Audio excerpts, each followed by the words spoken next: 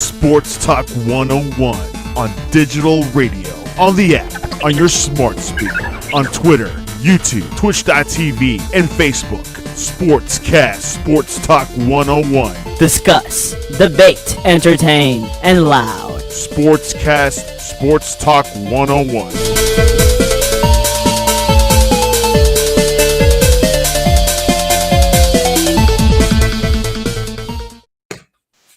Woo, man! What a crazy football. Getting crazy. We called it last week that this was going to happen. Every single week, something crazy is going to happen. And good God Almighty, we had History crazy made. games. History We had, was made. Yep, history was made on Saturday.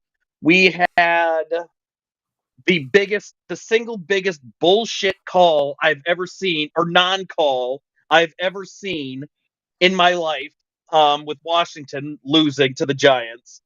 Sorry, Victor, Byron, your Giants should have lost. That was no part of me will ever believe that was not pass interference. That dude was draped on him like a jacket.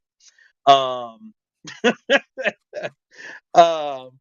it is what it is. It's still a loss. I got to suck it up and deal with it. You roll with it. Smallest violin I'm playing for him, folks. But you know what? We are still in it, barely. And statistically, we could still make the playoffs, but we are going to need a lot of freaking help, because I was looking at that shit, and good God, we're going to need some serious help. Well, you know what you're getting on Christmas Eve, right? You're getting a sock full of coal from my Niners. And they're looking pretty purdy. The defense is looking pretty purdy. You know what? I'm to a point. I'm like, I know we talked about Brady ending up there next season. That there's talk now, which I called that also. But I don't know. Is it worth it though? He ain't been playing too good. No, he hasn't. But to be fair, this ain't the same Bucks team that he had last year. It's not the same line. No, it's not. There's a lot of changes. You had new coaching staff. So he's had issues. It's not as bad as the Rams. Nowhere near as bad as the Rams, but he's had a lot of issues going on with that team that he didn't have last year. But if Brock takes them to the championship, let's say takes them to the Super Bowl, not that I don't know if that will. I could see the defense could get them there. But even if let's say they made it to the Super Bowl and lost, what do you think? That's enough to not go after Brady and have Brock as your starting quarterback next year. We have Brock. We got Brock. We don't need Brady. We don't need Brady. It's honestly, folks, why would you? It doesn't make any sense. I know that's the hometown guy. I know he's from the area, but he's old. You have to go to the future. This is a story in the making. You got a guy that was picked last in the NFL who's playing like a seasoned vet. He's actually a good team player. He's very humble. His interviews, he's not about himself. He's about the team. He said wonderful things about Jimmy G and Trey. And he's good, and he's got chemistry with Kittle and CMC and Debo. Come on. The fact that he's already gotten that chemistry built in a short amount of time is crazy. That to me is what shocks me the most. Is you don't really expect that so soon. I would but yeah. He's special, man. He's like one of those players that's like something about Purdy, man. Something about him that's just some awesome. Hell, I want to get his jersey, man. I told my wife I want to get me a Purdy football jersey for Christmas. That's what I want. So, so we have so much to talk about. That's why we kind of went. I made the executive decision. Well, I checked with Ray first if he wanted to, but he said, "Hey, we're doing 2 hours." I said, but my family, it's the holiday. I don't care. We got football to talk about. So I'm here, folks. I'm here 2 hours. No, it didn't go that way. To be fair, though, for those that know me, that actually does sound like something I would say. Yeah, no. It's just so much going There, on in the NFL. We got to talk 2 hours. We had to do yeah, this in 2 hours. with everything from Saturday and Sunday, then you bring in Thursday. Plus, there's still getting prepping ourselves for the playoffs, and there's injuries, which is happening. There's still injuries. There's updates on injuries. There's people are done for the season. There's people getting claimed right now off of waivers. Like Watkins just got claimed. Josh Rosen. Yeah. Josh Rosen just got signed to the practice squad by the Vikings. I'm not really sure Vikings. why, what they're going to use him for, but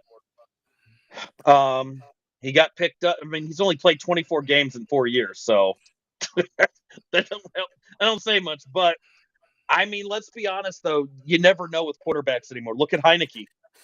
Heineke is a prime example of someone that thought they were done, and now look where they're at. And it's just it's a difficult situation with Washington with injuries and things, but that's every team. So look at the Rams. Who'd have think the Rams are officially out of the playoffs? Who would have thought that at the beginning of the season? And yet here we are with a Ramless team. Yes, sir. Yes, sir. Yeah. Can we say congratulations to Buffalo? Can we, because they did it. They clinched. What did they do? They clinched the playoff berth. Yes. The Vikings. They actually clinched the division. Yep, they clinched the division. The Eagles are technically not in it yet. Even though they have to win today. There's a few teams that I don't know if I can pull it up on my phone. I'm trying to look on the website to see if I can find it. Oh wait, there we go. Never mind, I found it. Excellent. Pulled it right up here. And we're gonna be. Shut up. I don't want to hear you. We're gonna bounce around with the news and stuff, but we'll get to everything. Let's see here. Trying to see. So there was a video, but for the AFC, the division, the Bills have clinched the playoff berth. The Chiefs have the division title won. Mm-hmm. Bengals are still at top of the division, and so are the Titans. Currently, the wild card is sitting. Wild card is the Ravens, Chargers, and the Dolphins. And you still, even though the Patriots, even their fantastic ending to their game Sunday, they are still in the hunt. We're gonna get as well as the Jets. The Jacksonville is still in it at 6-8. They are still in it. So are the Raiders, the Steelers, and weirdly enough, so are the Browns. Let me see if I can skim through and we can pull up the NFC. I believe it will show me, and it will not. That's the AFC playoff picture. Well, that's stupid. Well, somewhere I guess. Okay, so let's see. Eagles are currently number 1. Vikings number 2 in the NFC. 49ers are number 3 in the NFC. Bills number 1 AFC. Chiefs number 2 in the AFC. The Vikings, 49ers, and Chiefs have all claimed their division titles. Bravo to all 3 of them. Bills and Eagles are 1 victory away from accomplishing the same in the AFC East and the NFC East. Dallas, coming in at 10-4, is number 5. Would need a full-scale Eagles meltdown to have any chance of toppling Philly in their division. But the crazy thing is, if Washington had won on Sunday,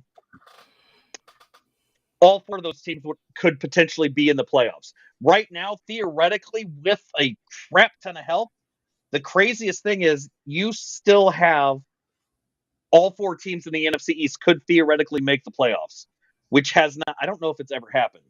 And if it has in one, not the NFC East, I don't know the last time I've ever seen all 4 teams. But because of the way that they restructured the playoff thing with the teams by adding teams, potentially you could have all 4 NFC East teams sitting in the playoffs. I don't see it happening, but the crazy thing is you never know with the NFL, because look where we're at in week 16, going into week 16, and the way this season has been. I don't know what's going to happen. Philly is in the best position. Even Jalen Hurts had a sprained shoulder. He's still going to play. Buffalo is lost Von Miller. Right. And they're still in it. They're still rolling with it. They managed to squeak out a win, 32-29 over the Dolphins on Saturday. So, shout out to them. It's crazy. Good game, and it was a good game too because Waddle Yeah. Waddle had a hell of a game, and Yeah, he did. and Tyreek Hill and Tyreek, can't forget, both of them were the speedy receivers were doing their thing. But I said Um, last show, I believe in Josh Allen. I'm a believer. yeah, I've been preaching it all season. I also still say that this is the Bills' year, but it's make or break because I don't know what else they can. If they don't make it this year and they don't win it, I don't know what they're going to do next season. I They've I got the pieces there. They've got I everything there, except Von Miller was the one that went down. I just, and that's on the defense side. On the offense side, I just get scared of Josh Allen running. I don't want him to get hurt. And he's a big dude. He runs hard. I just don't want to see him get hurt. And every time he runs, I'm just like, oh man, Yeah, we weren't especially out like there in the that with. cold. Yeah. Um. Let's see. I'm going to pull the Washington game first. For those that didn't see the Sunday night game, one, I don't know what your reason was for not watching that. Two, if you had seen it, you would have also realized that Washington clearly got screwed at the end. They shouldn't have even been in the position of only 12 points. They put themselves in that position. But shout out to Heineke for trying to get them back to that win. I give them credit, but there were two bullshit calls by the refs. One of them was that stupid penalty on McLaurin, who looked both. And I Mhm.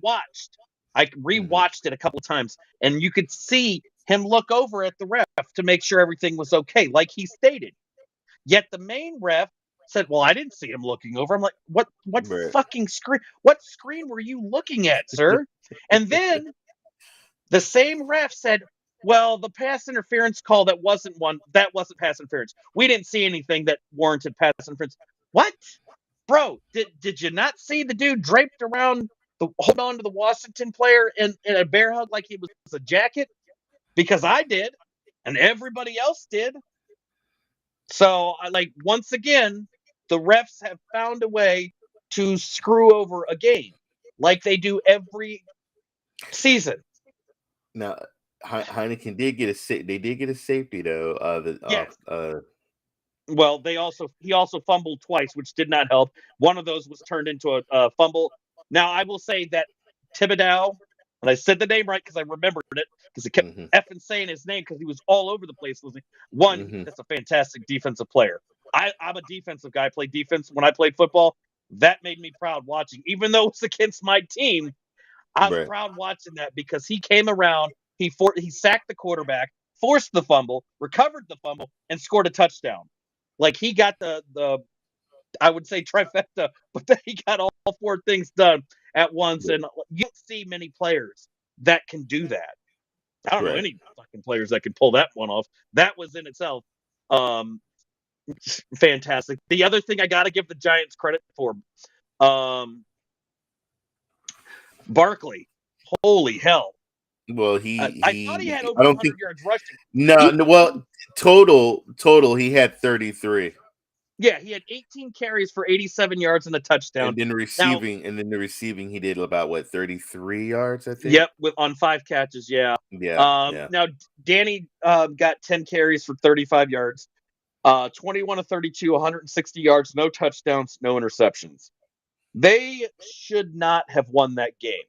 You look at the stats, you look at time of possession, you look at all those things favored Washington.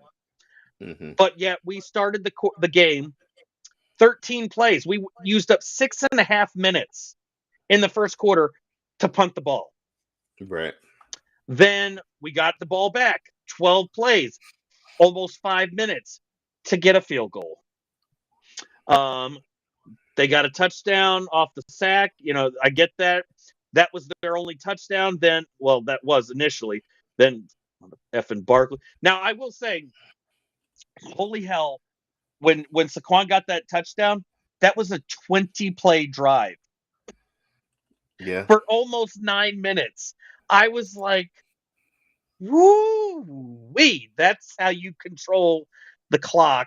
That is how an offense is supposed to keep that defense on the field and wear that defense out so you win.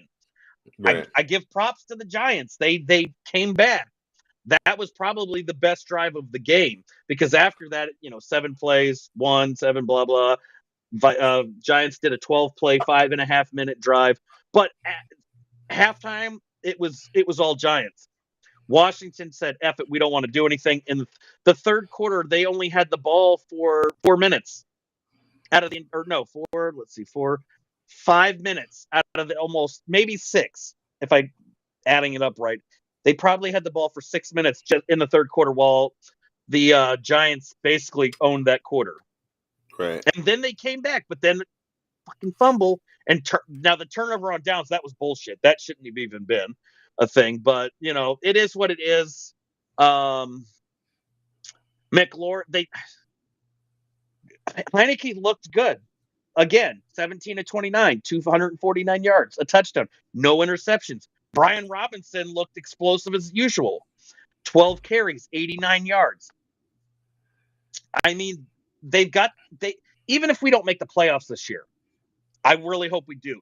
But if we don't, we are set for next year. I think if we don't, the things that I see that Washington needs, this is what they've needed for years, is we need to fix the offensive line and I think the secondary.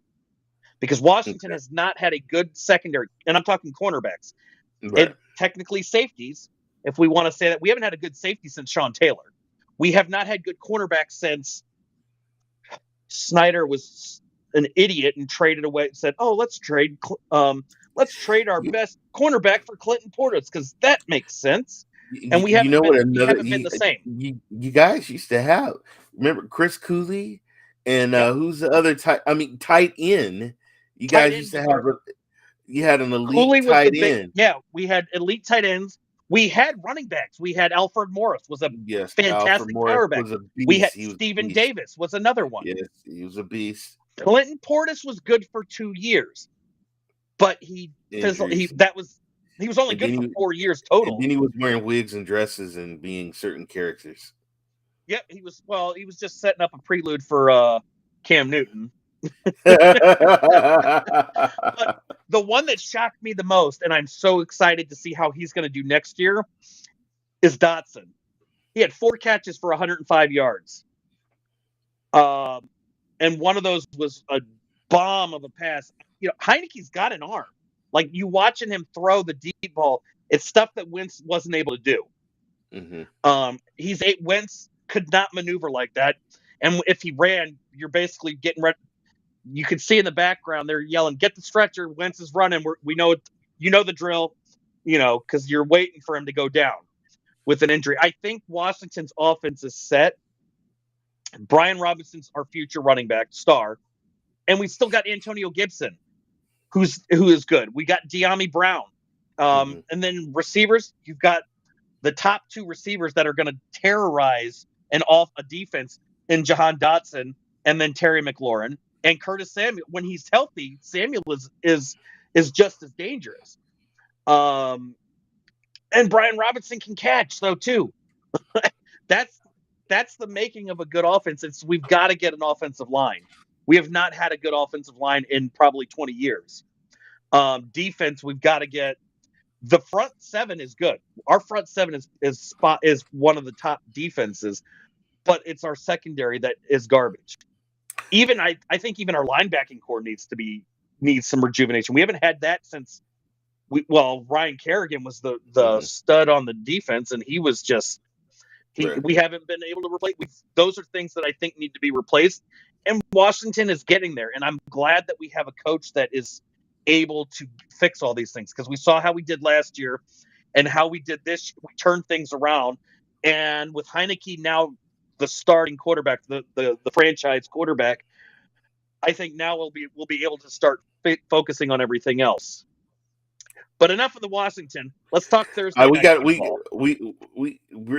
You gonna want to talk about the Niners? Well, I figured you'd want to.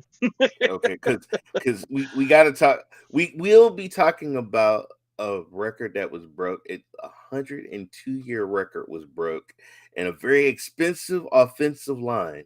But we'll talk Yeah. about my Niners. All right, man. What can I say, man? Like we got offense, we got defense.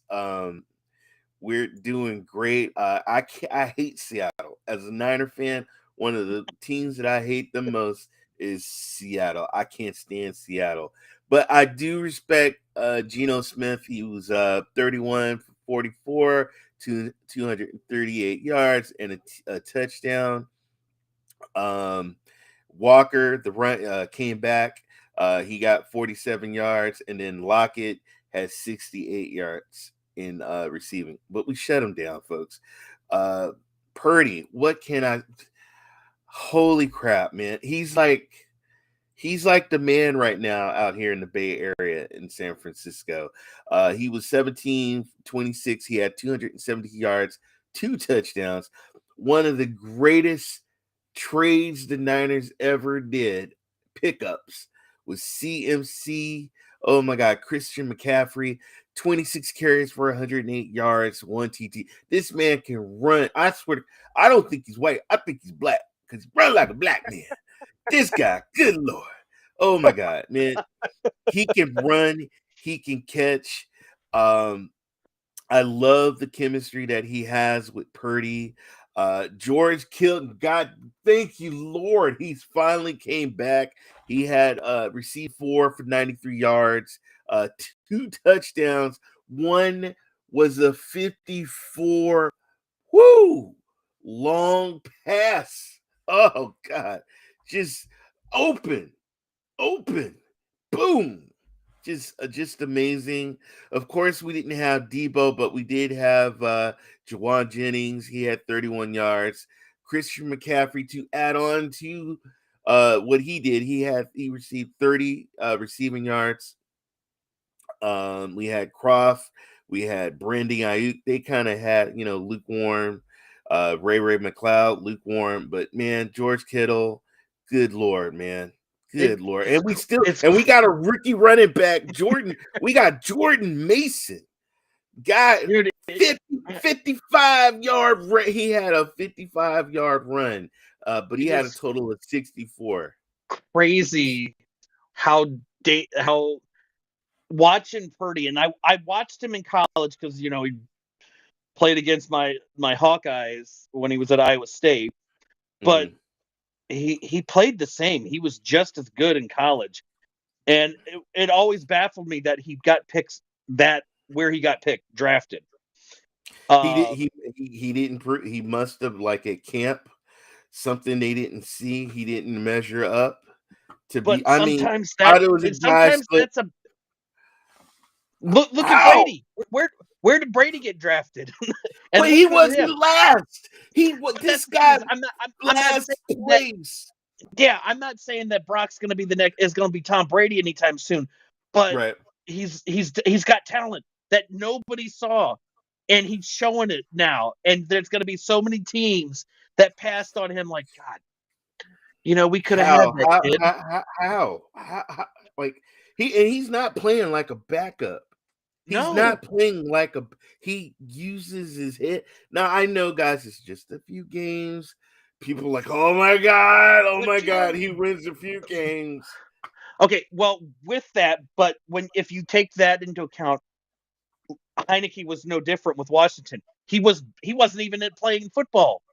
Came from the XFL, the defunct XFL at the time, hopped around NFL teams, was at home when he got called from Washington, almost beat the Bucks, and now look at him. Now he's the starting franchise quarterback for Washington. Brock is on path to being the franchise quarterback for the Niners, and he's got one hell of a coach to keep him. He's got a bright future ahead of him. We are the number one defense. Our defense is something else, man. It's something else. And now you add on a quarterback, and I hate to say it, but from the eyeball test, and I just got to be honest, and everybody's saying this in the Bay Area where I'm at, he's better than Trey. It's better than Trey.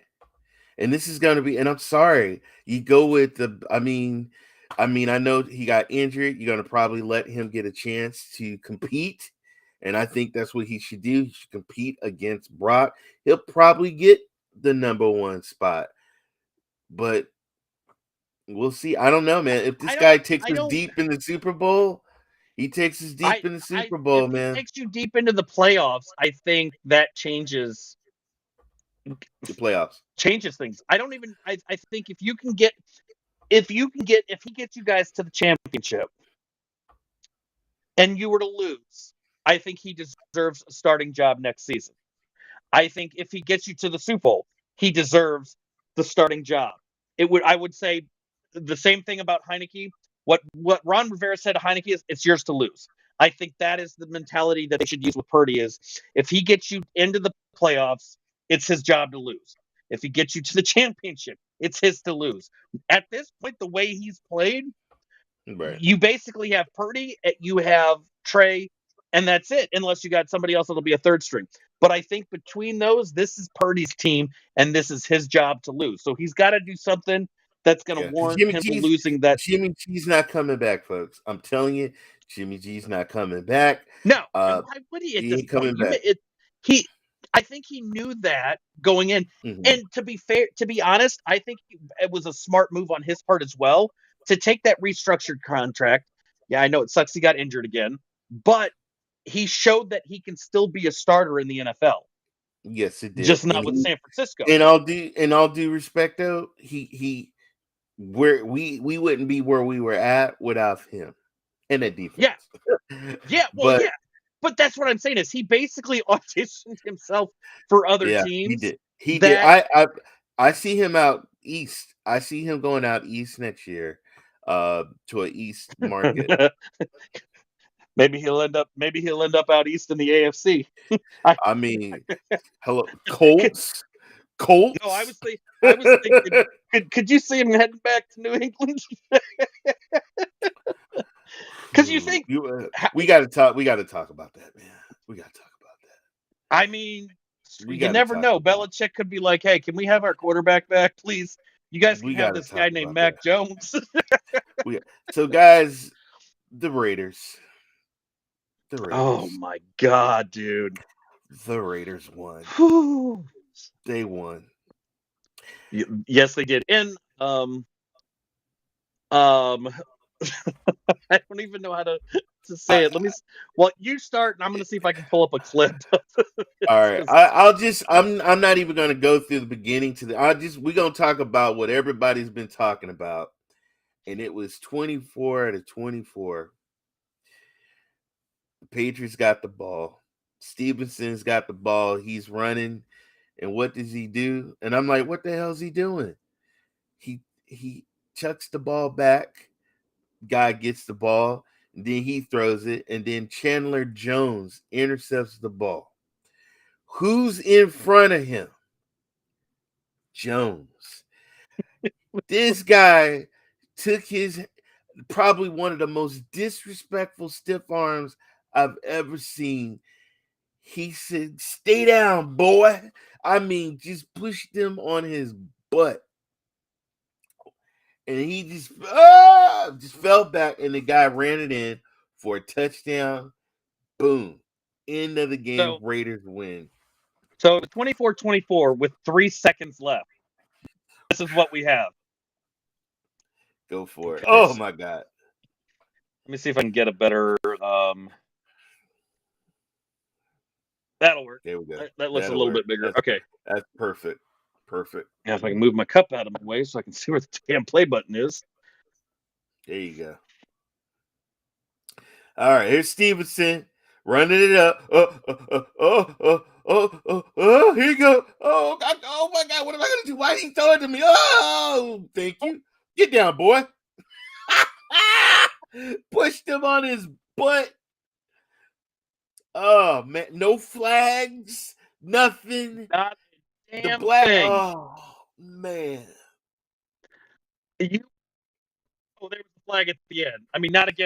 Obviously they didn't win.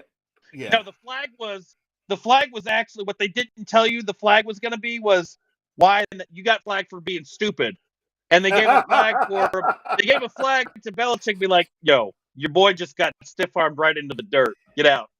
I'm not. That was not. Because First of this all, was that wasn't by Bill. far. Look at this. Oh, One would think they had it.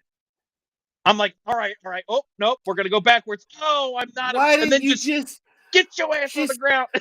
Why did you're tied? Just Now, take the right step. wait, let's go. I wish now.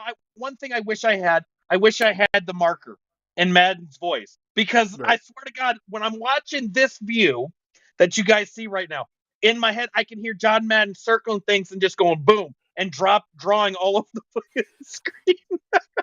And then now we'll get to this next part, and then right here is where the interception, stiff arm, and then he could. You'll hear Chris Berman screaming, he could go. Oh, no. Go. Look at this. Right, here we go. Best part. Oh my God. Who was he throwing to? Right there, he was throwing. Get that! You triple, stick your head out and trip him or something. He just He said, no, we're just gonna go fly like man, eagles. man, he laid down like a $2, you know what, man. Oh my Just, it was like one of the best things I've ever seen. Oh my God. I can tell you now, Bill Belichick did not. That was not the plan. That wasn't the plan. That wasn't the No, plan. they took that into their own account and said, we're just gonna do this on our own. And yeah, that worked out real well for them. It's like, I mean, good Lord, man. Like, wow. You gave that to the Raiders, man. Gave that to the Raiders. The Raiders, y'all shouldn't have got that. They gave that to you. They gave you that now, one. I'll show you guys this one real quick because I'm still fuming over this BS of a call. All right. Let's check it out. We'll move on. We'll get some other games talking. That was the first bonehead mistake. Oh, there's a penalty because somebody. I'm like, yeah, I almost woke my kid and my wife up, which we wouldn't even have the show because of that. And I'm as confused as Ron. I was as confused as him when they said that wasn't a touchdown. And it takes 4 of them, and they're like, oh, no, it's. And I was like, what is this shit? This isn't even the one that I was pissed about. It's where the hell is it? Okay, hold on. Let's. Oh no, I'm fucking pissed. All right, here's the next one. What? There we go. Wait for it. Wentz would have already crumpled. Wentz would have crumpled on that 4th and goal. God. And he knew that shit was a penalty. I'm gonna see if I can go back. Just get your stupid ass out of here. All right, now we're gonna slow this down as soon as I find my settings. Playback speed. Let's drop that some bitch down there. Right. I almost had it right. I'm gonna get it. He's already blanketing him. Come on now. Yeah. He's all on his back. Like, he had no chance of catching that. There was so much cut. Like, I don't understand how you can tell me it's his. But it's his job to get the like. Yeah, man, it was BS. I was so pissed. I almost threw the remote at my damn TV on that one. I was so mad. Well, oh my God, was I pissed? Well, you know the NFL. I mean, it is what anyway. it is what it is. But you know what? At least it was a controversial call versus thank God we didn't do something stupid like the Raiders in the Raider game. No. I got something more stupider than that, folks. It's called being 33 up 33-0, folks. Up 33-0. halftime, Oh, folks. that's This brutal. game is over. This game's over with, man. You put your foot right on their neck and you keep choking them and you go head on. But the Oh, team did not. that's a bad reference. Yeah, that is. The That team was a didn't bad. do that. The team did not do that, man. I can't believe they let I'm talking about the Colts versus the Vikings, folks. Yeah. So this is this is the biggest what we want to show. Poor old Matt Ryan. I feel so bad for him. I mean, not really, but it's still kind of sad to see what happens here. This is what happens, folks. Oh, look at that brutality. 28-3 at the third quarter. Third quarter, Atlanta's up. Matt Ryan and the Falcons up 28-3. Final in overtime. Tom Brady and the Patriots, or they win at 34-28. Oh, Ryan's just like, what happened? Okay, so then we move on. Third quarter, Matt Ryan and the Colts up 33-0 with 8:26 left. Final in overtime. Vikings win at 39-36. Now we all know you can't. It's a team sport. You can't put all that on the quarterback because the defense is like, what happened to the defense? Where were you? Did you just like go to the sideline and go drink Gatorade? Where was the defense? It is. It definitely is, but dude, he's never gonna. If he doesn't retire, he's never ever gonna live that down. That will be on him for eternity, for the rest of his life. Careers were destroyed that day. Coaching job was destroyed. A quarterback job, defense coordinator. I mean, Jesus, the towel boy. Everybody. This is the look you get when you realize you just gave up that many points and you lost after being up 33-0. This is what you look like. Right there. That's it. Yeah. A very dazed and confused look. That's what happened, folks. Me personally, I mean, just because you're a player, I think you like stop experimenting. Bosses or owners, stop experimenting and go after the people that deserve the job. Go after people that actually coached for a while. I'm sad because that ruined it. How many players? I mean, how many players that would want to be a coach did that just ruin? You just ruined yourself for so many. There's on so many levels. And do you know how much? To be fair though, Kirk Cousins was on a whole nother effing level. He 34 of 54, 460 yards passing, 4 touchdowns. Dalvin Cook is the one who started it, and then what's his name finished it. Dalvin Cook had 17 carries for 95 yards. Now, here's another one. And I haven't seen this on a Vikings team in a long time. KJ Osborne, 10 catches, 157 yards, a touchdown on 16 targets. Jefferson, 12 catches, 123 yards, 1 touchdown on 16 targets. Dalvin Cook, 4 catches, 95 yards, and a touchdown. Thielen, 3 for 41. Like your 3 top, they almost had 3 different players over 100 yards receiving. But if you look at it, Cook had 4 catches for 95 yards on top of the 17 carries for 95 yards.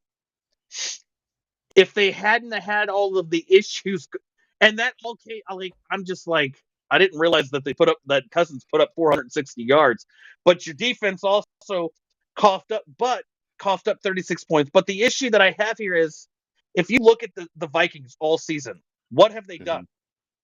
They've been down. Every freaking game that they've won, they have been down going into the second half, and they've been this either second half or fourth quarter comeback team. Stuff that Cousins normally doesn't do. And I don't know what the hell is going on anymore. Cook had 95 yards rushing. He also had 95 yards receiving. He was the one that whenever it was all down, the guy did he just said, you know what? Boom! He just ran it all the way. Like, where did this come from? And then the team had rallied, and I got to get, and I'm not Cousins, hell of a job. He did his thing. Cousin did his thing too. But you got to cook 100 yards receiving and 100 yards running. I mean, Cook and Jefferson are Cook really, Dalvin Cook really is the life of that team. You've got certain players that just, it's like George Kittle with the is the heart and soul of the team of the Niners. You've got certain players. Go for it. Adam Thielen. I'm sitting there screaming. And if you looked on the sideline, Adam Thielen was like, what the? He had a catch, folks. Didn't get a catch until what was the fourth quarter? He finally caught a touchdown. Yeah, 3 catches, 41. 3 catches on 4 targets for 41 yards in the touchdown. Hawkinson, 3 catches for 33 yards. But you're seeing who Cousins was going to. The go-to guys were Hawkinson, Jefferson, and Osborne. Right. Those 3 alone equated for 40 targets, over 40. Right. Not even factor in Thielen at that point. I mean, but do you realize we had 1, 2, 3 games in overtime? Yeah.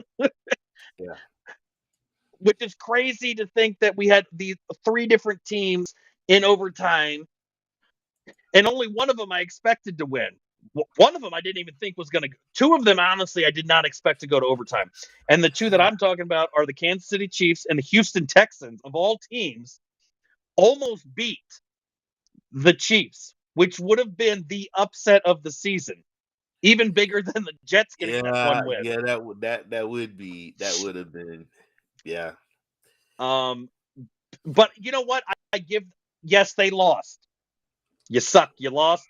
But I still give them respect. I give them props for pushing, because I didn't think that they would even send it to overtime. I honestly thought that was not going to be the Chiefs would not even be threatened by that team, and they showed up as a different team. Or it was the Chiefs just didn't take the Texans seriously.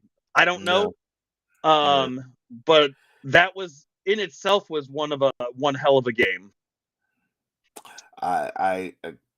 It was one of those like what's going on? You know, what the hell is going on? But hey, Travis, Kelce, I'm in my opinion, and I love me some Kittle, but Travis, he's probably the number 1 tight end in the NFL. He's number 1. And yeah. I don't know what they would do without him. I know. I'm looking for a clip also to pull up while we're going over the highlights.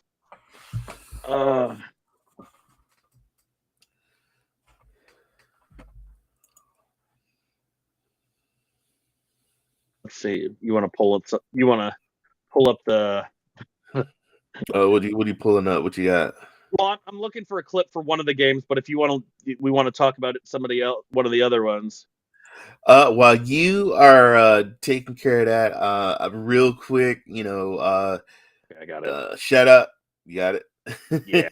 I just got to pull this up. But I got to make sure it has the sound. Okay. But hey, shout out to Minnesota for the 39-36 greatest comeback ever. Yep, they actually broke the record, and the record prior to that was set by Frank Reich and the Bills. Coming back in overtime as well. Another one of those overtime victories. Yeah. Wow. Share. Okay, so we'll have tab audio, so we'll just have to silence ourselves for this. But all right. But the next game we're going to talk about, this clip will lead right into the next team that we're going to discuss. They need no introduction, none whatsoever. But we'll let our guest give them a nice warm round welcome. We'll give them a warm welcome.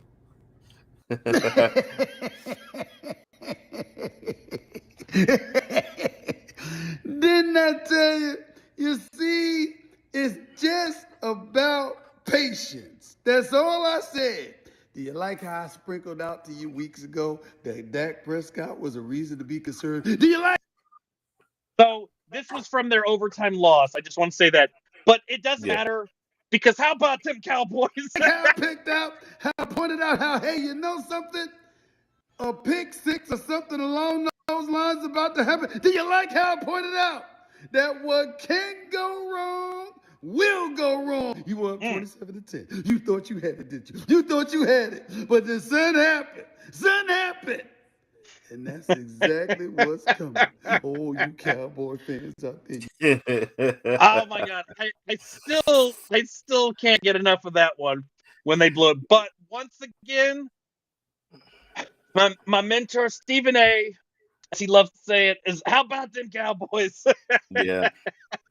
What will go? What's go? Like, I mean, What he will calls go it. He wrong calls. He can't calls go it Cameron. Yeah, he's got their number, man. He does. 40-34, they lose to the Jacksonville Jaguars in overtime. They can't. They just can't see. They can't. If they go in the playoffs, they can't be doing It's that. one and done. Can't be a one and done, man. 4 plays. So Jacksonville, when they won that game, 4 plays. They got the ball in overtime. 4 Mhm. plays later, starting at the Dallas 20, 27 yards, they get it. Woo! Touchdown Yeah. pass to N. Brown. Prescott, again, just like Stephen A says, was an intercepted pass, returned for a 52 yards pick six. Woo! That is not a way you want to lose your game. But Right. who else but Prescott? Actually, that whole damn video was perfect. Instead of a fumble, he throws a pick six. Yeah.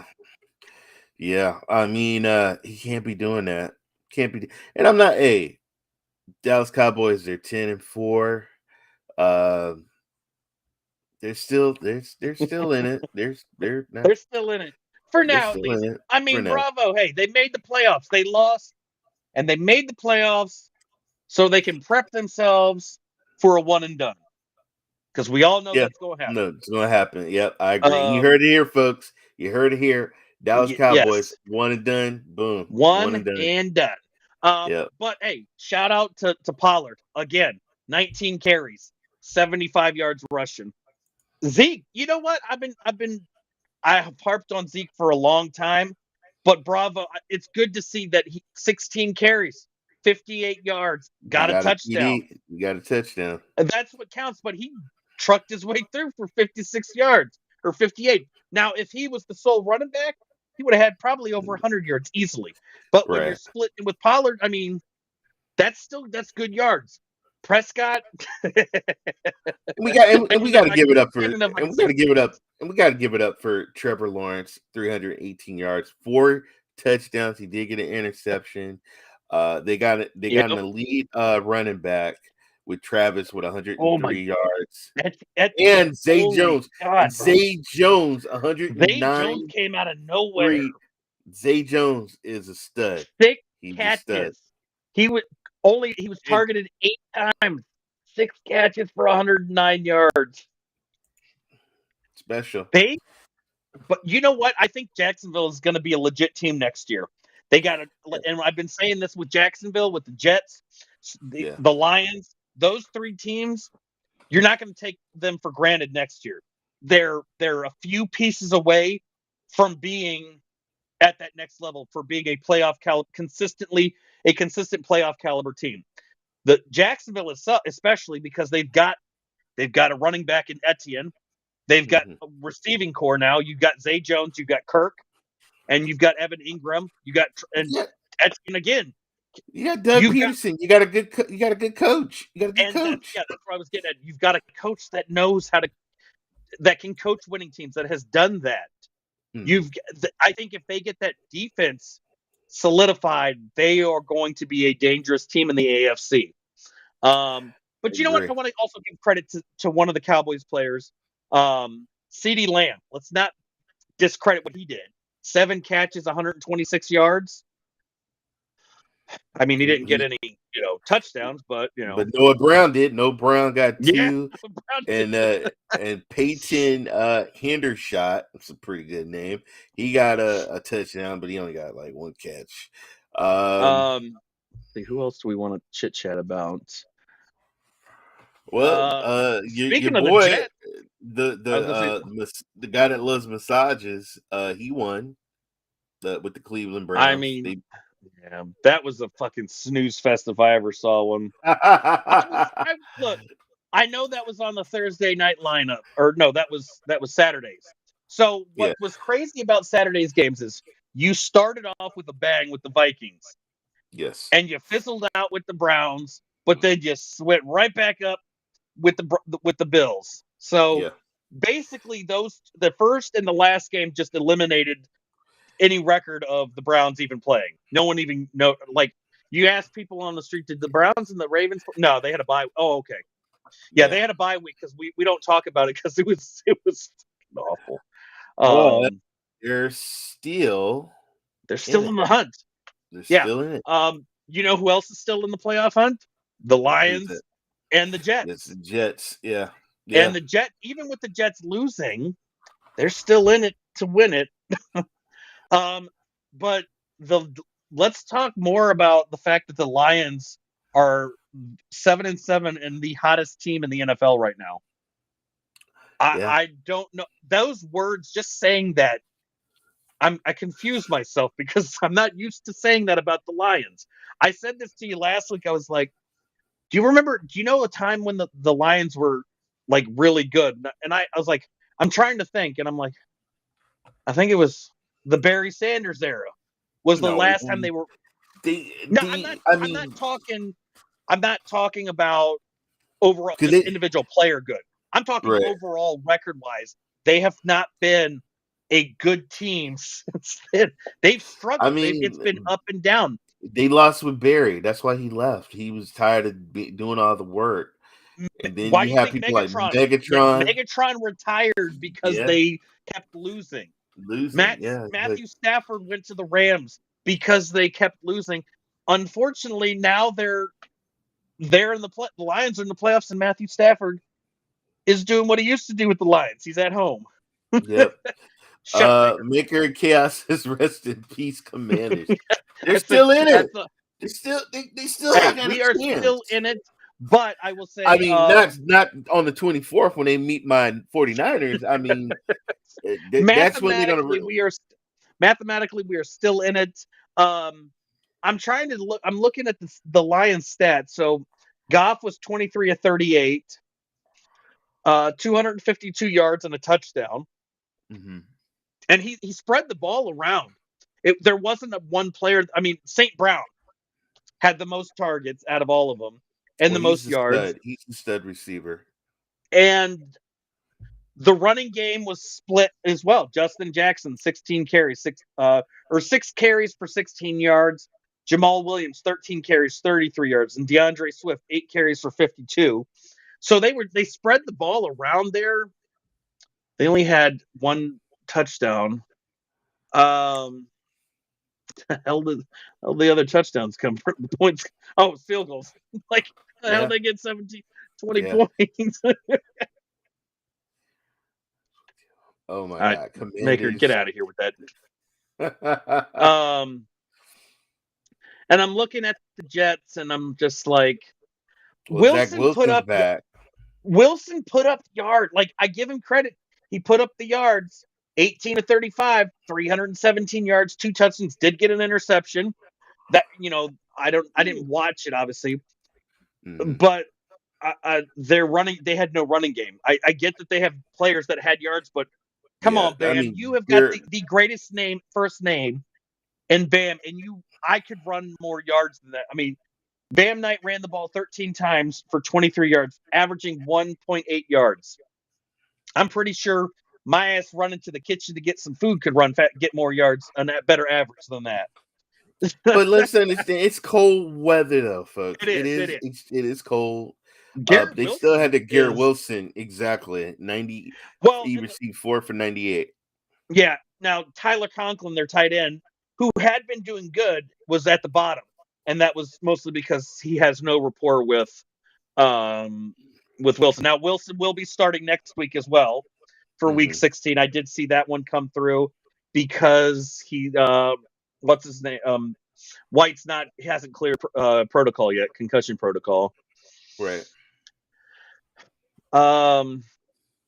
Let's see if I can look up some news. If you want to pick a team out, I'm going to see if I can find some news. My man's looking for the news. We can talk about. Let's see, who can we talk about? Well, Denver won. They beat Arizona. Which, I mean, either way, both teams are kind of like, yeah. Let's not even talk about them because it doesn't matter. But shout out to Denver winning the game. We got the Pittsburghs and Carolina, which they're still in it. Pittsburgh 24, Carolina 16. You had Mitch Trubisky, 179 yards, 0 TDs, but Najee Harris, a rushing TD, and Jalen Warren, 1 rushing TD, but they didn't score no touchdowns. But they did beat the Carolina Panthers with Sam Darnold, Chuba 10 yards, Devontae Foreman 9 yards, and this is what's crazy. And then Sam Darnold, I mean, he don't run, but he got 2 yards. The rushing was horrible on Carolina. DJ Moore, their top receiver, did have received 5 for 73 yards and a TD. But it don't matter. They lost to the Pittsburgh Steelers. Steelers are 6-8. Carolina 5-9. I don't think no one. I don't see a Steeler in the Panthers going anywhere. No, I don't either. Even with and I know from what I was looking at news-wise, Pickett's in line to start Saturday versus the Raiders, but it's coming off a concussion. I don't even know if that's a wise decision on his part.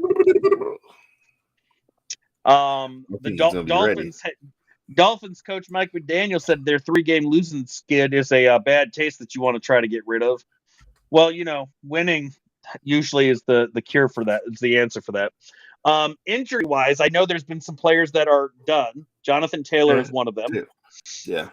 The Eagles just activated their tight end Dallas Goedert, so he's been activated off of injured reserve. He's a stud. Yeah.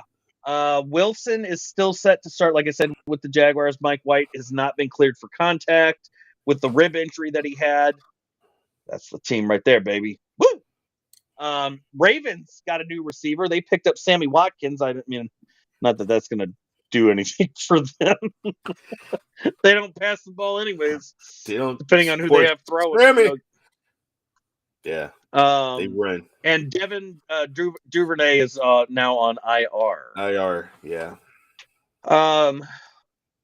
So let me see. I got the playoff picture here. I can pull that up. We might have time. We can actually talk about some other sports as well, because I didn't realize we were going to roll through this so fast.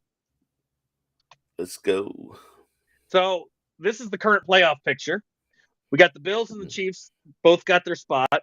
There are 7 available playoff spots. You've got basically the Bengals. They actually jumped up 2 spots. They're still in the hunt. So are the Titans, the Ravens, the Chargers, and the Dolphins. And on the bubble for the AFC are the Patriots, Jets, Jaguars, Raiders. Somehow the Browns, the Steelers, and amazingly enough, the Colts are still technically in it, which is beyond. I mean, there's no chance that they're going to make it. The fact is, I think they're just feeling sorry for Saturday, so they put them on there. What's crazy is look at this clinched playoff spot AFC. Only 2 teams. NFC, Eagles, Vikings, 49ers, Cowboys all have clinched a spot. Now, years prior, it had always been the AFC. The NFC has always struggled. And if you notice, right now with the playoff spots, you've got NFC East, and then you've got, North and West. But then in the hunt, you've got, if the season ended today, these teams would make the playoffs. You got the Bucs in there. the Giants, NFC East, and Washington, NFC East. As it stands, if the playoffs ended today, based on how they changed everything with the current setup for the playoffs, you would have all 4 NFC East teams in the playoffs. Right. As crazy as that sounds, you would have 4. One entire division would make the playoffs. And then on the bubble, these are basically teams that are on the outside and looking in. They're just, they're peering over the fence to see if they can see what happens. You got the Seahawks, the Lions, the Packers. Those 3 right there, I think, could still have a potential to make it. But you also got Carolina, the Saints, and the Falcons. I don't think they're going to make it. And you now have officially eliminated 5 teams: the Texans, the Bears, the Broncos, and the newest additions to the "your season is over, go home" club are the Rams, and the Cardinals have now been eliminated. That one actually updated because I didn't know the Cardinals were. I knew the Rams were, but I wasn't aware the Cardinals got knocked out as well. So yes, people were booing them. It's piling up now. It's getting up there, and I think the eliminated list will probably grow big time after week 16. Yep. Because we got a lot of make or break scenarios. Like the Giants have basically for week 6, based on week 16, the Giants have to win to make the playoffs. If they lose, it's going to be a lot harder for them. Right. And I know there was another team that I had seen. Yeah, it's definitely for the Bills. I think they have to win based off of week 16. They've got to win to get their division done. Or no, the Eagles. Eagles have to. If they win on Sunday, or they win their week 15 week matchup, they are they've clinched the division, and they get a first round bye and home field advantage. If they lose, it's goes to the next week. So a lot of things could change with that. So we got the playoff picture knocked out. I'm just amazed with the fact that you got the NFC East is all basically in the playoffs. Yeah. But there can only be one. Yeah. I also this is more of a comical note. The Chiefs had a fan make headlines recently. The Chiefs had a super fan that was arrested for alleged armed robbery, bragging about his private hustle funding his bets, but he got arrested when he went to the Texans game. He robbed a bank. He was arrested he did the alleged robbery, and then drove to the Texans game right afterwards. Got a haircut, kid. Yeah. Like, what? Wait a minute. Are you? No, come on. You got to be kidding me. So, and there was another one that said that Jalen Hurts MVP odds are falling because of his shoulder injury, which now means that Patrick Mahomes will get the MVP. And I'm just like, no. I would still give it to Jalen. I mean, comeback award. I would, but then again, the dude in Seahawks, I'd probably give him the comeback award. Yeah, I don't know. It'll be interesting. Then Jalen Hurts is another story. Jalen Hurts is another story too. I mean, he was almost wasn't going to be the quarterback of the team, and now he's took his team all the way. So let's see. I'm looking at some others. I'm looking at some other stuff as well. What do we got here? Anything that I missed? Oh, I'm sorry about your team, your basketball team. Yeah, I know. We don't have Curry. It's all good. The Knicks. So in NBA news, the Knicks, because we are sports talk, and we had this former guy that used to watch our show always complained that we never talked about it. All we talked about was NFL, and why are we called sports talk then if we don't talk other stuff? And if you'd actually gone to our YouTube page recently, you guys would see that we have NHL content, we have NBA content, baseball content. I even put up some NCAA volleyball. I just want a little clip of some women's volleyball, college volleyball. at Razor Quest. You're first of all, you're forgetting one of the biggest sports on the planet, and that was the World Cup. Shout out to There was a reason I didn't post any of that. shout out shout out to Argentina. I actually picked Yeah. France. I said France and Brazil. It ended up being France and Argentina. It was a hell of a game. They were back and forth, back and forth, back and forth. Did you? Extra time. Then the penalties. Ugh, France. Yeah. Come on now. If we were going to shift to some of that, I was just going to let you handle it. Did you realize? I didn't realize it was the NBA All-Star voting was today. It just opened up. Yep. Mm-hmm. I didn't realize we were at that point. Yeah. To be honest, yeah. I was like, oh man. So the Knicks, when they hosted the Warriors with eyes on the 8th straight win, well, they obviously got that one. But bravo for the Knicks getting 8 wins.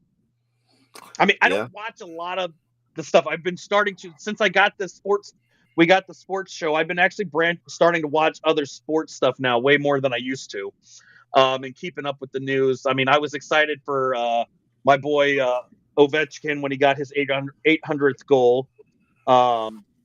The fact that he's with the Caps says enough because it's a Washington team, but 800 goals is no joke in hockey. Wow. That's a lot. There's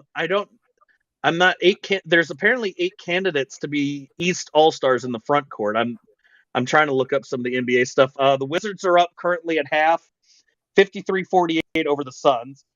11-20 is our record. Looks like the Denver Nuggets just started their game. So first quarter, it's 9:49. They're up 4-2. So we're not worried about that one. That literally just started. Utah Jazz won 126-111 over the Pistons. The Bulls won 113-103 for those Bulls fans out there. And we already said what happened to the poor Warriors. That's a brutal loss, though. That's a lot. 132-94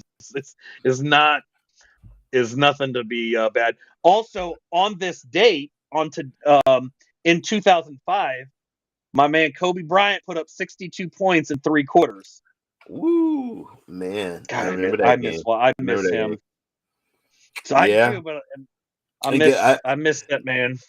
They can use him because the Lakers ain't got. They got the Brown AD's hurt. Lakers are just. I mean, they just got their butts whooped by Arizona the other night. Oh my goodness. Oh, yeah. Let me look. I'll look at Monday's stuff. The Cav won. Wow, they're actually doing really good. 21-11 for the record. That's not bad. They beat Utah Jazz 122-99 yesterday. The 76ers won 104-101 in overtime. You remember when the 76ers had Allen Iverson back in the heyday? I sure did. He did the cross. He's the one that came up with the crossover. Oh my God. Everybody, that was such a big thing when he did that and just breaking ankles everywhere. Yeah. Be looking one way, you think he's coming at you. He's looking this. Yeah. Yeah. Hawks won over the Magic 126-125. Spurs won 124-105 over the Houston. Wow, they are God, even Washington's doing better than Houston. 9-21 for the Rockets.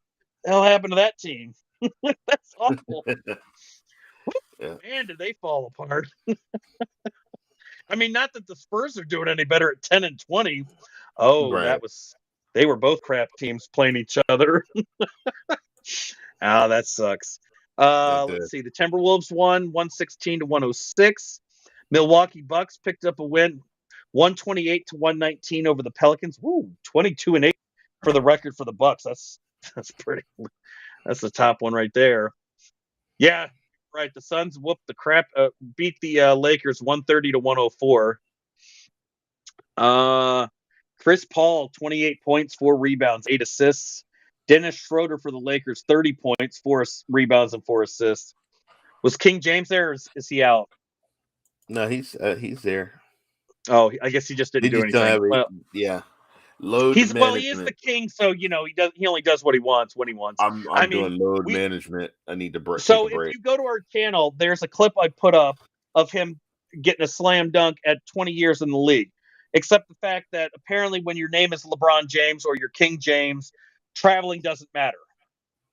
Because there were a lot of comments on this video, guys, and it was like, is traveling a thing in the NBA anymore? And I was like, not if you're LeBron. Because I watched it a couple of times and I was like, yeah, I don't get it. I see it, but I don't know why it's not happening. Right. I'm looking. Let's see what else we got. We got hockey we could talk about. I don't know much, but I know. Yeah, I don't do hockey that much, mostly because Washington is terrible. I mean, we're good. We get to the playoffs and we fall apart, like every Washington team does. Yeah. Every Washington team. When the Bullets, I mean the Wizards. O-line. Get some O-line. when I said the Bullets, yeah, that was when they were good. It's the Wizards now. The Wizards. I don't know. I still living in the past. Yep, I got the one team from the football. He's still rocking his old Capitals jersey, man. Hey, don't hate on my Capitals or my Washington Bullets. Oh man. Let's see what else we got. I know there was some. There's been a little bit of baseball stuff here and there that have been popping up. I haven't seen too much from that. I know there's been. Well, that's not the right site. Let me see what we can pull up here. They got key rule change came up with the for the XFL because so for those that when the NFL ends, which will be sad, it will end in February. Normally we would move on to like we'd have baseball or NASCAR. I mean, not that there's anything to talk about that. It's just watch car going around in a circle. You drink beer and you hope to God there's an accident because that's literally what NASCAR is about. We'll actually get to talk about USFL and XFL football and sprinkle in some March Madness in there because we'll have that coming up as well. And, then we'll also have the draft. So as soon as the NFL ends with the Super Bowl, we actually get a little bit of a break. But then as soon as March rolls around, we've got football, March Madness, then the NFL draft. Right. So it's basically a never-ending thing. But I know there was some key announcements with the XFL. I was actually reading their rules. They've actually gotten some interesting stuff with like the overtime rules, kickoffs. I don't even think Jeff Saturday can get a job now at one of the other football leagues. That's how bad he played. Maybe the USFL, because they still do the right. That might be. I don't think he's going to get one at the XFL. I think they're to be fair, the one thing that I think is going to help the XFL over the USFL, and I'm not going to say it's not The Rock. I think it's the fact that you're going to have these games in home cities. It's not all in one place. So you actually get to have fans in where those teams are located. Not you actually get to see home. Yeah, you get to see what home field advantage is. I do like their tiered extra point system. I think that's pretty cool. I also like the fact that you get to see kickoff returns because I love the NFL, but I miss watching kickoff returns. I remember watching Devin Hester just tear apart a special teams. And there were other ones, but Hester was the big one that stood out. Deion Sanders was another one. You don't see that anymore because it's always a touchback. But I like that. There was a new game enhancements is an extra possession option. This is one of the new rules that they have, where in addition to onside kick at any point during the game, teams may now attempt to retain possession by converting a 4th and 15 play from their own 25-yard line in the fourth quarter only. That's actually pretty cool. So I know one of the things they did, they have a double forward passes will carry over. Teams will continue to line up 5 yards apart on kickoffs as they did in 2020, which resulted in fewer injuries and a 92% return rate. You know what the NFL's return rate was at that time? Like 3%. Wow. Terrible. Wow. The XFL actually had that. This season, the XFL is also introducing a first of its kind centralized command center for instant replay review and officiating, led by Dean Blandino, vice president of officiating and playing rules innovation. The fully cloud-based, for those that are into tech, that's cloud-based instant replay program offers live integration during replay reviews and oversight of officiating discrepancies during all 43 XFL games. I wish the NFL would pay attention to some of these things. It might fix some of the stupid things that the refs do or don't do. But they don't look at innovation. That's one thing that I like with some of these newer leagues, that the NFL is so set in their ways. They don't want to do anything that's new. So let's see. Some of the other stuff that's been changed. Clock will start following incomplete passes and out-of-bounds plays prior to the 2-minute warning of either half. It'll stop following first downs after 2-minute warning. The play clock increased from 25 to 35 seconds. Now the teams get 3 timeouts per half, and the XFL will operate with a 35-second play clock. In overtime, there's no coin toss, no one-possession wins, and no ties. Something that should not even be a thing. Consists of alternating attempts from the opponent's 5-yard line. I would actually like to see the NFL do that. Yeah. I think that would be interesting because that's what they do in college. 3 attempts per team, 2 points per score, or until a winner is decided. You got 2 options to keep the ball after scoring: traditional onside kick at any time during the game, or you can do the 4th and 15 conversion from your own 25 in the fourth quarter only. That's actually interesting. Another one that I'm really excited to see how it does is the head coach is allowed 1 challenge of any decision once per game, with the final ruling made by designated members of the officiating department. They've not done that before. That's actually, and it says it's never been done before at any level. So it does. From what I read about that, doesn't matter what it is. You are allowed to challenge any officiating, which means penalties, whatever, doesn't matter. Replay may correct the obvious errors on non-reviewable plays, player safety at any point during the game, and any issue that significantly impacts the outcome of the game in the last 5 minutes. And then the kicking. So 92% of kickoff returns in XFL 2.0 compared to in 20. I'm assuming that was probably the last time they operated in 2020, compared to 30. I was wrong. It was actually 39% in the NFL. Yeah. Right. Yeah, which is still terrible. Just be real. It's still terrible. The average XFL drive started at the 29-yard line compared to the 25 in the NFL. They brought back the and tiered extra points are back. The kicking team and the return team start play 5 yards apart, which eliminates high-speed collisions and enhances player safety. So for extra points, teams get 3 options. A 2-yard line is 1 point. 5-yard line, 2 points, and the 10-yard line equals 3 points. Replaces the traditional kick, providing teams a chance to score more points and build excitement within the game, which, I mean, I think that's actually kind of cool. The XFL will kick off on February 18th in partnership with its exclusive broadcast partner, the House of Mouse, the Walt Disney Company, and ESPN. It's interesting, but what that means is they're all going to be televised. That is fantastic news. And I was looking at some of the coaching the teams.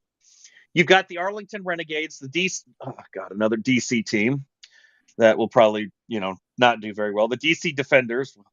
You know what? I actually like that name better than what the NFL Washington team has. Why the hell couldn't we do that one? The Houston Roughnecks, Orlando Guardians, the San Antonio Brahmas. Betting that one I bet you The Rock had something to do with that one. If you know wrestling, you know The Rock. He used to be called the Brahma Bull.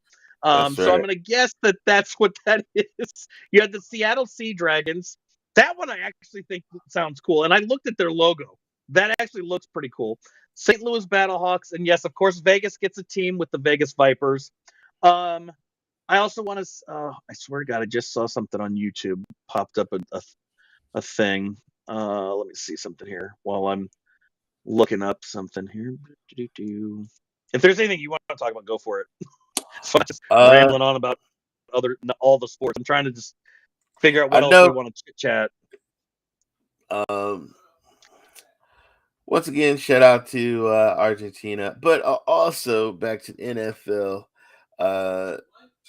Want to send a huge shout out to the Raiders beating New England, Denver beating Arizona, New Jersey getting beat by Detroit, Jacksonville beating the Dallas Cowboys, New Orleans beating Priceless. Atlanta Falcons, which I think I picked New Orleans to beat them. And the Colts got one of the highest paid offensive line, folks. Highest paid offensive line. The Colts And weren't they the ones that didn't they lose to what team did they lose to? No, I'm just kidding. exactly. Oh man. So I was looking up I wanted to look up the San Antonio Brahmas. As I said that I'm almost positive who picked that team name or had influence in it. This is their head coach. We all know who that is. Hines Ward's MVP when the Steelers won the Super But Bowl.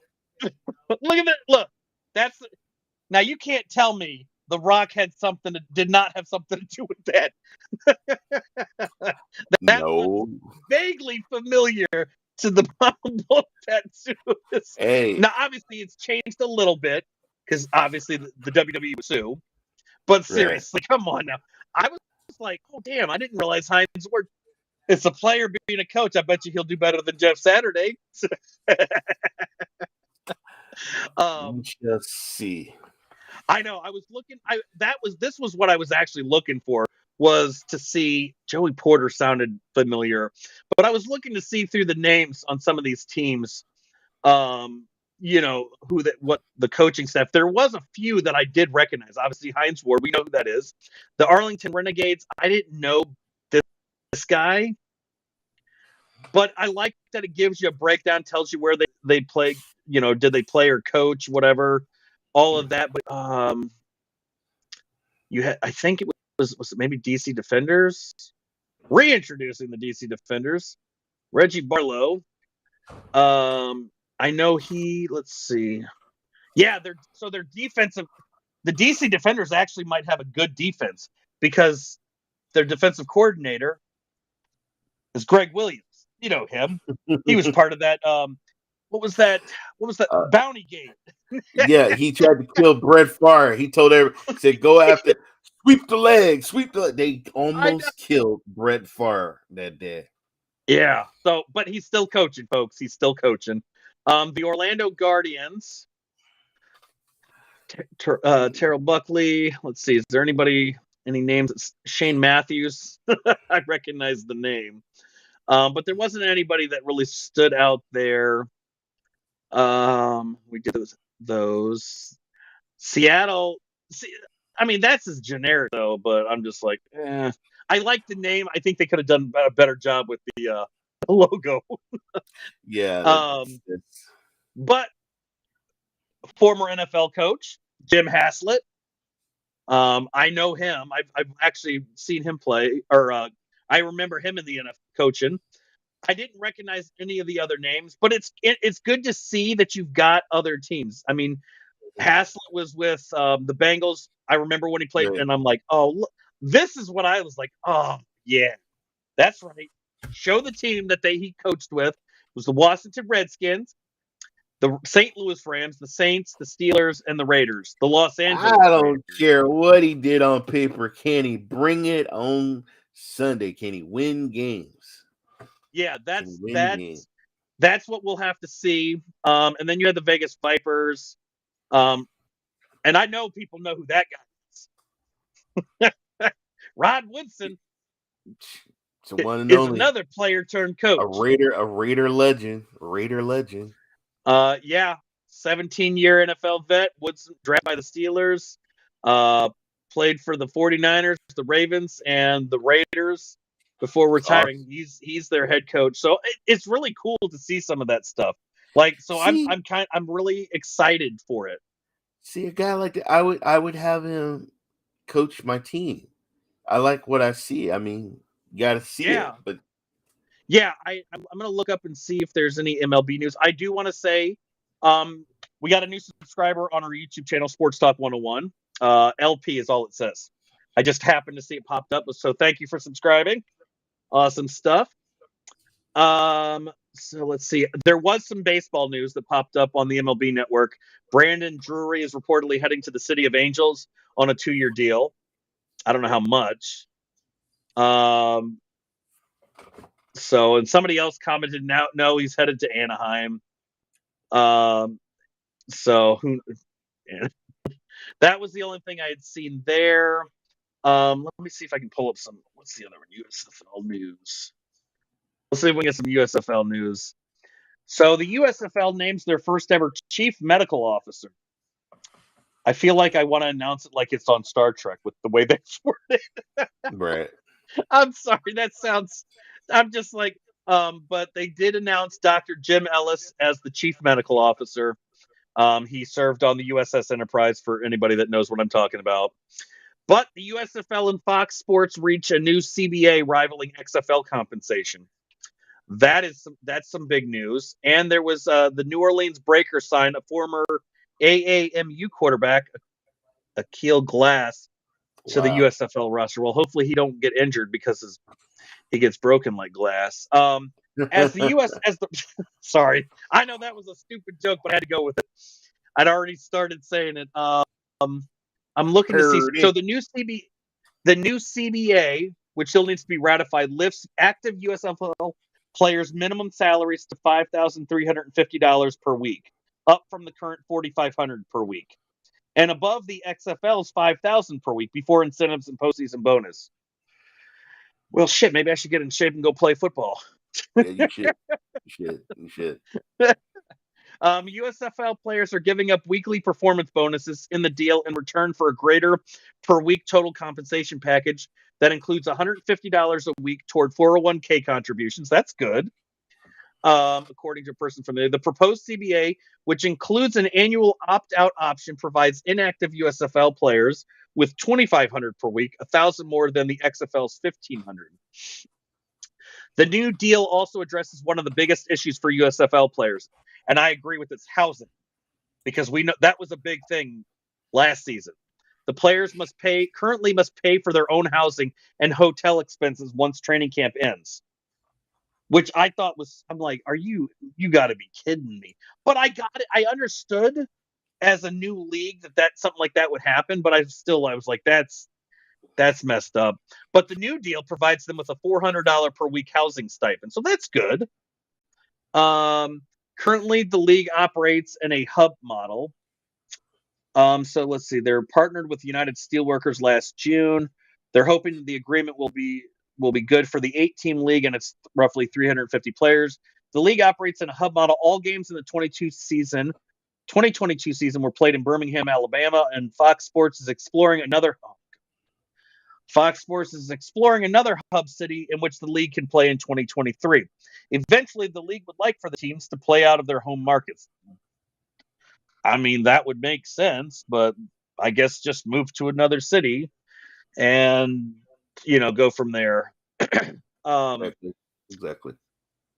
The XFL is slated. So the USFL is offering stronger pay in its second season. The XFL is still slated to serve as a feeder program for the NFL. So, I mean, there's differences both, with either way.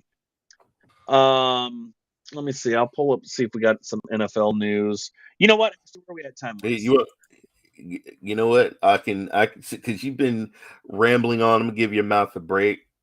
Yeah, go for it. I'm gonna mute I'll myself so I can look up some stuff.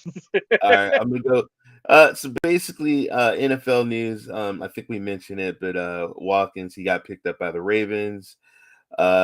Stafford has no plans of retiring. He's gonna come back to the Rams. Eagles coach not ruling out Hurts. I'm pretty sure Hurts is gonna be up against the Cowboys.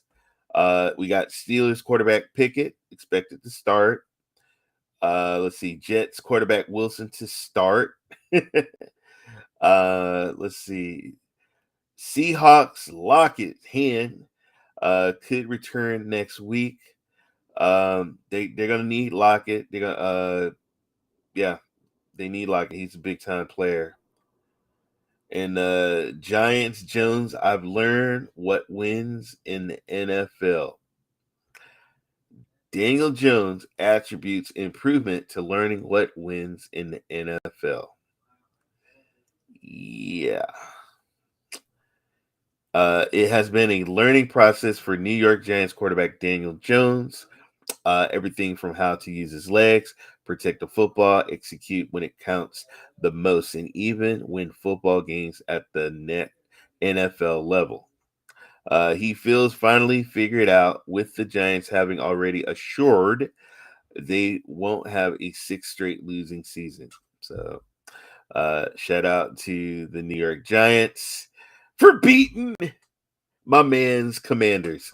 I was waiting. I knew there was you were leading for something. And guess what? It's gonna be a shame they getting back-to-back tail whippings because they playing the Niners. And I'm just telling you right now, on Christmas Eve. Oh man, I'm gonna be drinking eggnog, breaking pieces off of my son's gingerbread house because it looks delicious every time I pass by it. I'm gonna be watching the game, and my Niners. You heard it. They're going to eliminate the Commanders. Eliminate the Commanders, and the Commanders might not make it. I'm writing down the teams and everything now. So if you want Not a to problem. chat about anything, go for it. Got it. Let's see what else is going on. I also want to talk about MVP, folks. Is it Jalen Hurts or is it Patrick Mahomes? Who would you pick? Who is the MVP of the NFL? Well, if good Lord, Peyton Manning, not Peyton Manning, Patrick Mahomes, you've already got everything, man. Give my man Jalen Hurts a chance to be the MVP, because who would have thought he would have took the Eagles to where they're at, man? I mean, he really puts that team sometimes on his back and just goes. So I think that the MVP is Josh Allen. It's Josh Allen. That's who the MVP is, y'all. It's Josh Allen. Good Lord. Come on, man. Josh Allen. Did you see what he did in the last game, folks? The man can run. He can sling that ball. And, Stephon Diggs, when Stephon Diggs is going crazy on the sideline, Josh says, shh, I got you, man. Just be open. I got you. Because Stephon Diggs, he's always arguing on the sidelines and having it out because he wants to get the ball and everything. But come on, man. Josh Allen is the man. He's the man. And I think he's going to be the MVP. Got the teams all set up. All right, so we are good. Here we go. So Thursday, our sole Thursday game, Jacksonville at Jets. I just don't know on that one. That I almost want to say that that's actually a hard one to choose, because you've got the 6-8 Jaguars, who just came off a win, going up against the 7-7 Jets, who are coming off a loss. Come on, man. I know who's going to win that. You going Jacksonville? You going or New York? I'm going Jacksonville, man. Jacksonville is going to be chasing the Jets. I don't have no faith in, sorry folks, with Zach Wilson. I really don't. I don't either. Jags.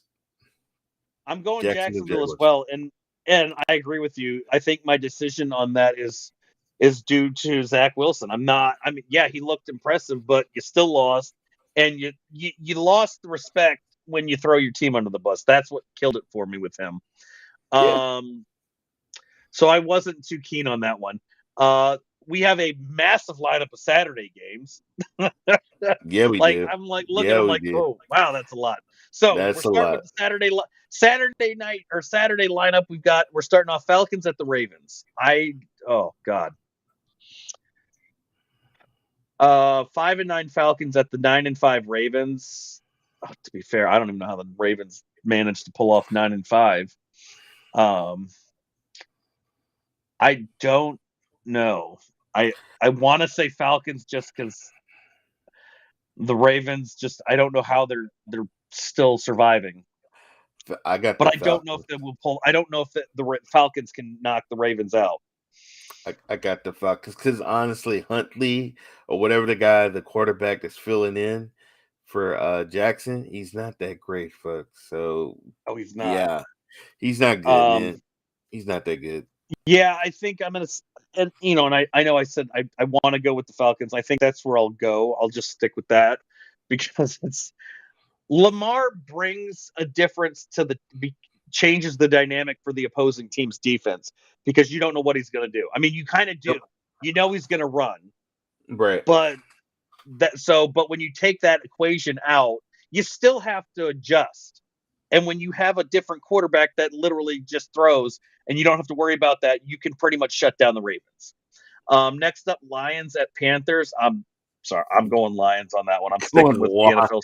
Going Lions. I don't have any faith in Sam Darnold. Sorry, I Sam don't Darnold. either, but I'm sticking with the NFL's hottest team right now, and that's the Lions. Next up, the Bills at the Bears. The 11-3 team or the 3-11 team? I think I'm gonna go with the Buffalo Bills. Yeah. I'm sorry, Bears fans, but y'all about to get your asses handed to you. Yeah, you are. And it's going to be cold. I will say it's going to be damn cold. But guess what? It's not going to affect the Bills because No. they're already used to that. Yep. Next up, Saints at the Browns. Let's see. I just don't like the Browns right now. I like the majority of the offense, but one player that doesn't deserve to be in. But I still I think the Saints. Let me see the record wise. Saints are 5-9. Browns are 6-8. I think the Saints can pull it off. I'm going with the Browns.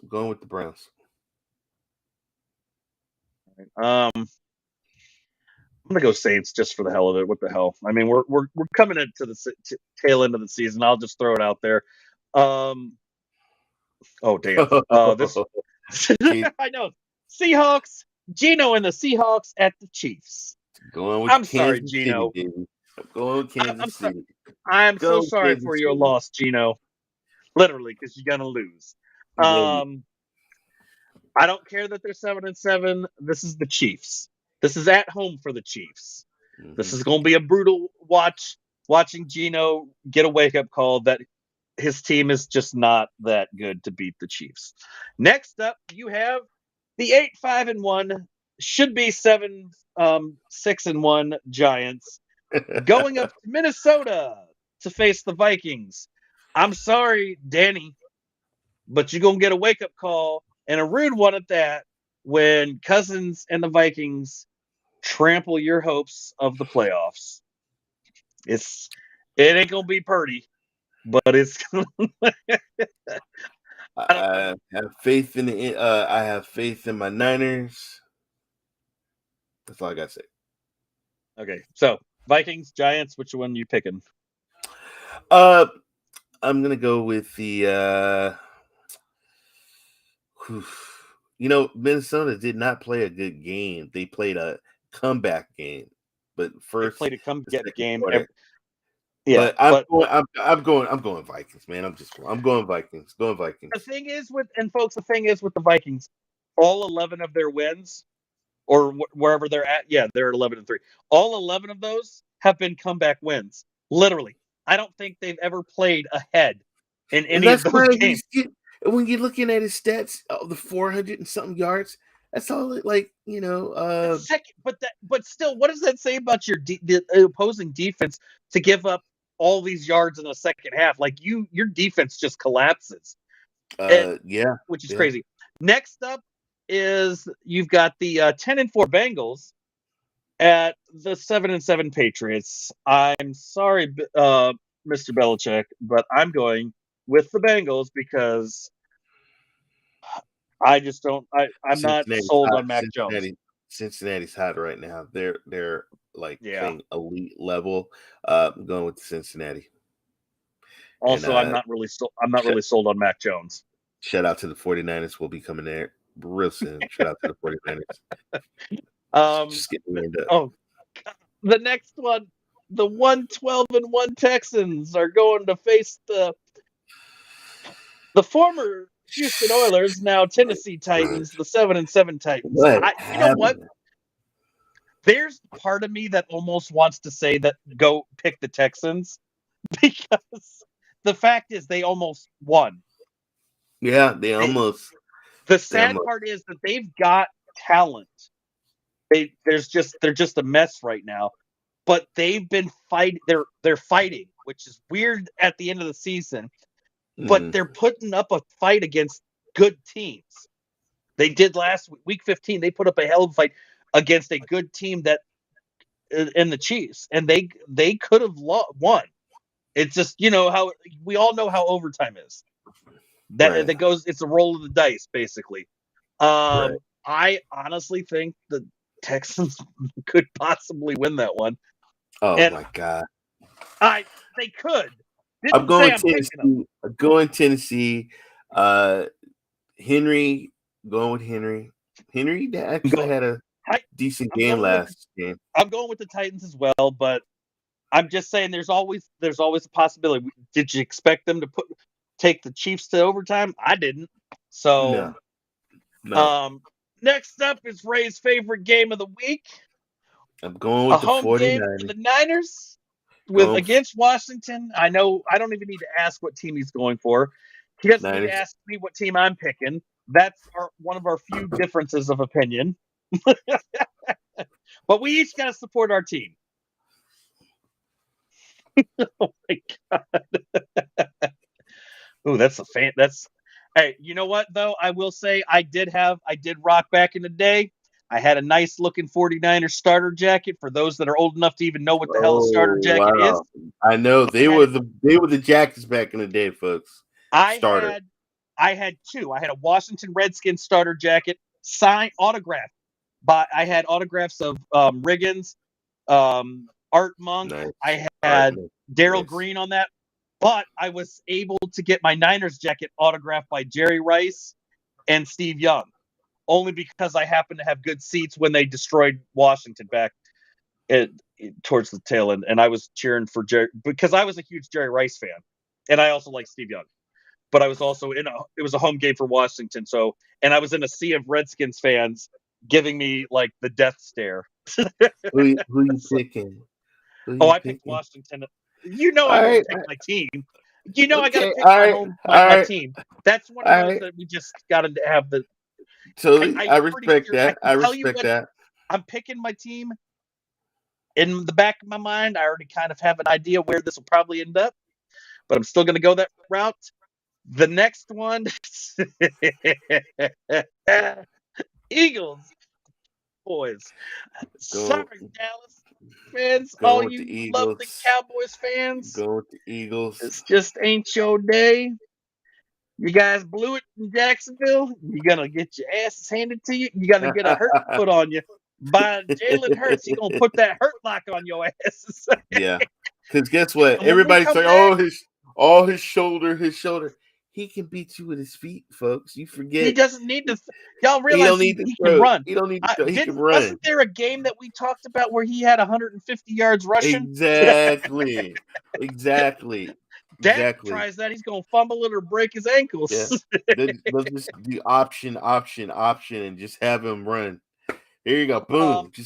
Last Saturday game will be Raiders at the Steelers, and knowing who's coming back to play, let me see the records wise. We've got the 6-8 Raiders at the 6-8 Steelers. I'm sorry, but there ain't no part of me picking the Steelers on that one. I get Kenny Pickett's coming back, but is he even 100%? And still, I think the Raiders got this one in the bag. The Steelers are just not they have not been the same this year. And I think I know you said it a while ago that it might be time to move on from a change of scenery with the head coach. He's been there for a while, and he's a hell of even for him, like move somewhere else. Go somewhere else. But Sometimes a change of scenery, man. their owners, the Rooney family loves him. They love So him. I don't think that they would. I think for them to get a new coach, he's going to have to willingly step down and want to either go somewhere else or retire, whatever. There's no part of me that thinks that he would get fired. But I'm going to assume you're going. Are you going Raiders or Steelers? Going with the Raiders. That's what I thought. Going with the Raiders. We've got 3 games on Christmas though. We've got Green Bay Packers at the Dolphins. I'm going Dolphins on that one. I think the Dolphins will get their heads out of their butts and figure out what's gone wrong with the 6-game losing streak that they have, and tell Rodgers it's time to hang up your cleats, old man. Going with Rodgers. I knew you were.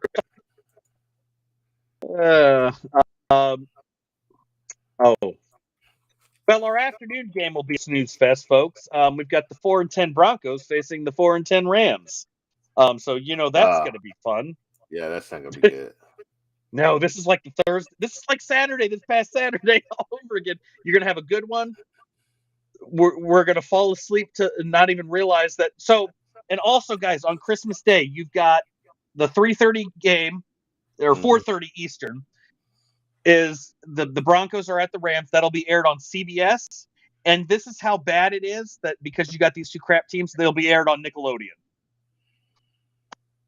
Because ain't nobody going to want to watch. No real fans will watch it, so that's why they put it on Nickelodeon, because then at least the kids will have fun. Ouch. Well, they'll be playing with their Christmas toys. But I don't even know who to pick on them. Can we just pick nobody and say it's going to be a tie? No, you got to pick somebody, because I got to get on you. I'm going to go. You know what? I'm going to go Rams on this one. I'm going to give the Rams my pick because I want to see Baker pick up another win. Going Denver. I'm going. Yeah, that like I could care less on that game, to be honest. Last Christmas game will be the Bucks at the Cardinals. I'm going Brady and the Bucks on this one over the Cardinals because I don't think the Cardinals are going to stand a chance. Who the hell who do they even have at quarterback? I mean, got to be nobody that I know. Who are you picking? Cardinals, Bucks. Hold on, I'm just trying to play it in my head. As the Bucks logo spins by. You know what? I can't see Brady losing back to back and then another one. I'm gonna go with the Bucks. All right. And then our final game will be Chargers at the Colts. Monday Night Football is going to be a thriller in Indy. You remember Phillip Rivers? Came from San Diego, and I miss watching him play. I wish he hadn't retired. Well, he was a Colt.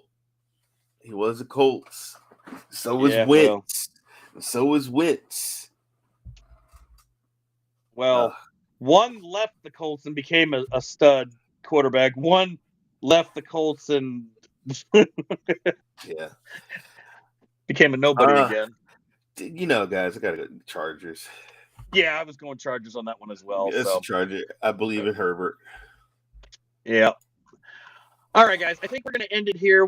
This was a fantastic show. We got a lot of stuff talked about. Shout out to Vet, man, because Vet was throwing out all the different sports news for you guys, and hopefully the boss is happy. Hopefully the boss is happy with that, and Yeah, well, we might have pleased one person that complained that I never talk about other sports, but I'm trying to, as I'm building out the videos, and I try to get a lot of videos. But I had Christmas with family over the weekend, which is why there weren't a whole lot of Sunday games posted on the channel. Right. We're also, I will say, we will not have a show on the 26th. Because the 27th. We will not have one on the 27th, as I will still be on vacation. So we're taking a break off. Taking a break. Yeah, it's also the holidays. I don't want. So we'll come back strong January 2nd, start of the new year. So we will actually see you guys next year. That's right. Right. That's Time right. for the playoffs. Woo! That's right. That's right. We'll tweet stuff out. Keep an eye on the Sports Talk Twitter page, the YouTube page. We'll tweet some stuff out here and there. I'll try as best I can to tweet some stuff out. We'll be tweeting stuff out on Saturday when Washington gets their win. No, I'm just kidding. Tries to get their win. Dude, he's gonna be trolling. He's gonna be trolling if they win. I can see it now. If we lose. Purdy, no, come on, Purdy. I think it'll be a good game no matter what. I think it will be a good matchup regardless. But with that, guys, we are all out of time. We will see you guys next year. Have a great Christmas, everyone. Have a happy Christmas. And it's been a hell of a ride for the year. Yes, it has. It has. We just finished another year of Sports Talk 101 on YouTube. It's been fun. We've actually grown. I've for been the mostly channel right as a with channel. my picks. I've been mostly right with my picks. Yeah, we actually it's crazy. It's crazy because we were mostly on par last year. This year's been even wilder than last year. It's been crazy. I can't wait for the playoffs to start. That's what we'll be talking about when we come back. And we'll be prepping for other sports stuff as we go along. Eventually we'll get some other shows live on the Sports Talk page, YouTube channel. I'm working things, trying to figure stuff out, but we got another year of football. We got playoffs coming up soon. We got the XFL coming. XFL, we will be covering USFL stuff. USFL. We'll be covering stuff. We got March Madness coming up for those college fans. For basketball, we got NBA stuff, hockey, baseball is going to be starting up. I mean, it's just sports, never-ending sports. So with that, we will see you guys next year. Have fun. We are out of here. Out.